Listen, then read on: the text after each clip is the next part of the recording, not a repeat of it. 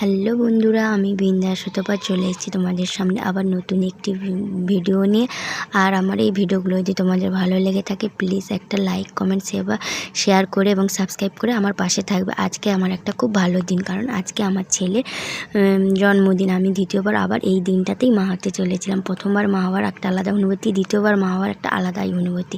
তাই আজকে আমি গোপালকে প্রথমে আম লিচু খেতে দেওয়ার পরে এখন আমি বানাচ্ছি, আমার বাড়িতে ছোটো গোপাল আছে তার জন্য একটু ক্ষীরবো। ওই ক্ষীরভোগটাই আমি দেবো আমার ছেলেকে খেতে। তাই জন্য এখানে চাল জল বসিয়ে দেওয়া হয়ে গেছে। এবার আমি ক্ষীরভোগ দিই, আর তোমরা আমার আস্তে আস্তে সব পুরো ভিডিওটা দেখতে থাকো। দেখো বন্ধুরা, আবার রেডি হয়ে নিয়েছি। ঘরে তো গোপালকে ক্ষীরভোগ দিয়ে বানিয়ে দেওয়া হয়ে গেছে। এখন যাব দাড়িবেড়া কালী মন্দিরে একটু পুজো দিতে ছেলের নামে। আমি ওর বাবা ছেলেকে যেতে বলছিলাম, কিন্তু ছেলে বলতেছে মা তুমি চলো আমার সঙ্গে। তাই জন্য দেখো এখন রেডি হয়ে নিয়েছি, আমি যাব।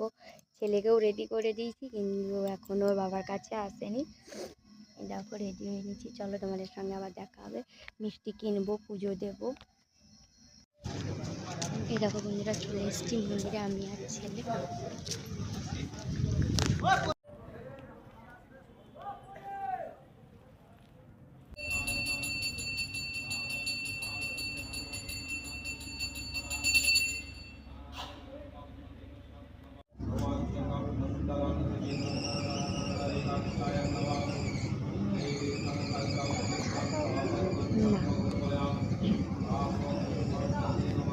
পুজো দেওয়া হয়ে গেছে বন্ধুরা, এবার বাড়ি যাওয়ার পালা।